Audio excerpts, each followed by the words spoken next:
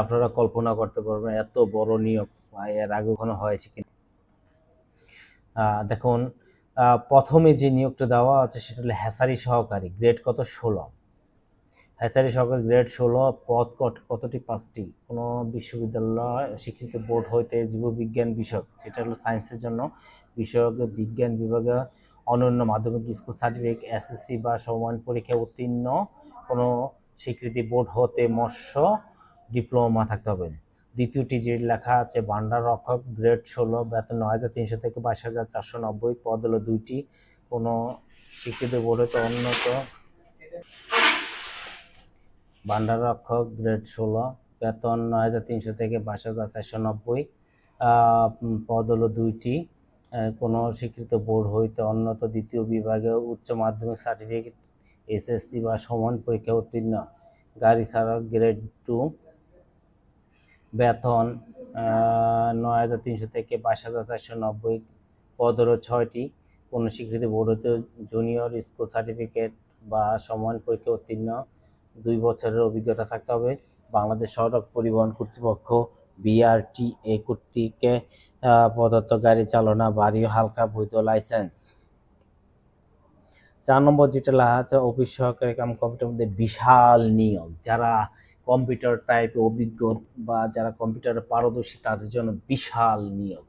কল্পনা করতে পারবেন 135টি পদ এখানে মাত্র।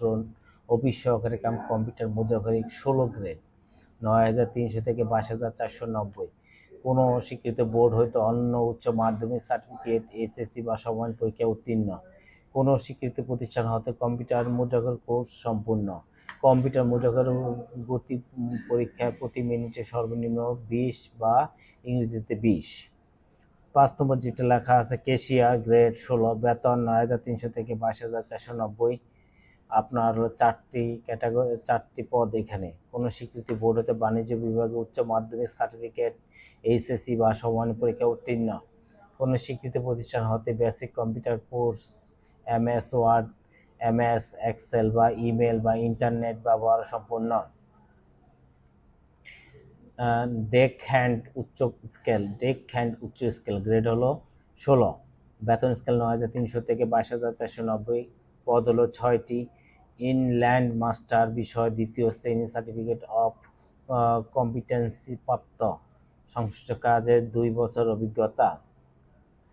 আপনাদের 7 নম্বর যেটা হলো অফিস সহায়ক, বিশাল নিয়োগ, কল্পনা করতে পারবেন না। আপনার অফিস সহায়ক গ্রেড 20, বেতন স্কেল 8,250 থেকে 20,010, 126টি।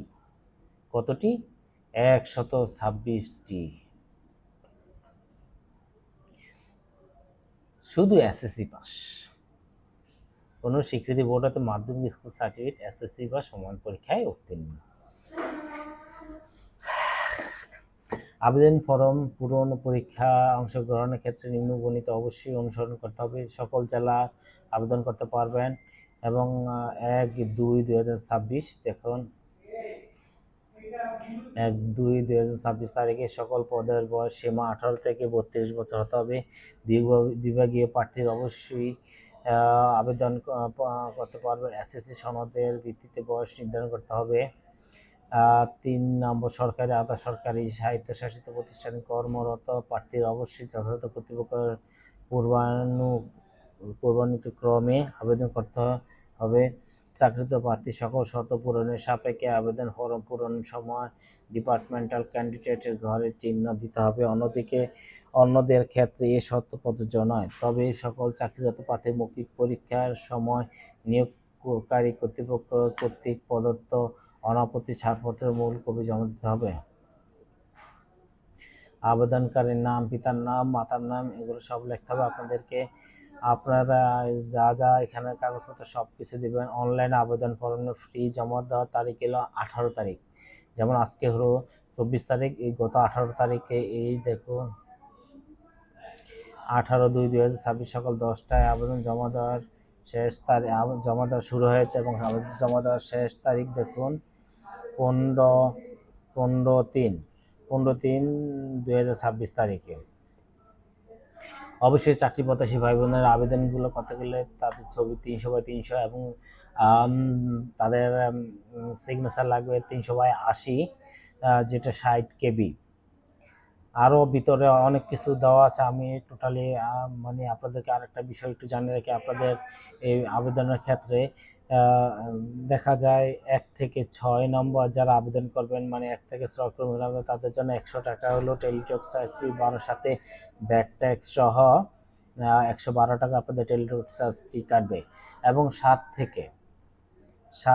7 নম্বর পদের জন্য 50 টাকা টেলিটক্সের বাবদ ফ্রি চার্জ কাটবে 6 টাকা, এর মোট 56 টাকা কাটবে আপনাদের ক্ষেত্রে। এই চার্জ ফ্রি কাটবে। এবং শারীরিক প্রতিবন্ধী তৃতীয় লিঙ্গের প্রার্থীর ক্ষেত্রে 50 টাকা এবং টেলিটক ফ্রি বাবদ 6 টাকা কাটবে, মোট 56 টাকা। 72 ঘন্টার মধ্যে জমা প্রদান করবে। এখানে বিশেষ হলে যে অনলাইনে আবেদন করে সকল অংশ পূরণ করে সাবমিট করা হলে পরীক্ষা ফি জমা না দেওয়া পর্যন্ত অনলাইনে সাবমিটকৃত আবেদন কোনো অবস্থাতে গৃহীত হবে না।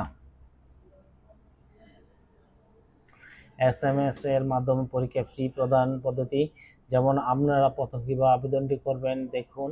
এটা SMS প্রথম ডিওপি লিখবেন, স্পেস দিয়ে ইউজার আইডি, যে আবেদন করার পর যে একটা ইউজার আইডি দিয়েছে সেই আইডিটি লিখে ইউজার আইডি লিখবেন, তারপরে আপনার 1622 এই নাম্বারে পাঠিয়ে দিবেন।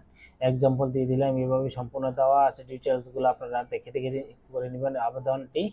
ইনশাল্লাহ আপনারা এই আবেদনপত্র দেখে অবশ্যই আপনারা অনেক উপকৃত হবেন। ধন্যবাদ সবাইকে। যারা নতুন এই ভিডিওটি দেখতেছেন সবাই আমার ভিডিওটি সাবস্ক্রাইব করে নেবেন এবং একটা লাইক কমেন্ট শেয়ার করে দিবেন। পরবর্তী ভিডিও যে আপনাদের মাঝে আবার নতুন নতুন ভিডিও নিয়ে চলে আসতে পারি। ঠিক আছে, ইনশাল্লাহ। ভালো থাকেন সবাই, সুস্থ থাকেন। আর যারা চাকরি প্রত্যাশী ভাই বোনেরা আছেন তারা অবশ্যই আবেদন করে নেবেন। রাখি।